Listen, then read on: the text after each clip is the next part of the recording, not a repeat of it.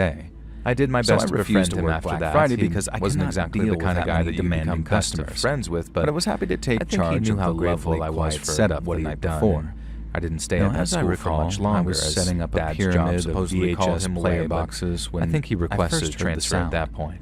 It came from I still near stay the in touch kitchen with Andrew appliance via section, and I email. knew that We neither of sometimes my play chess coworkers were online, and around he there kicks my because butt I could every see time. them.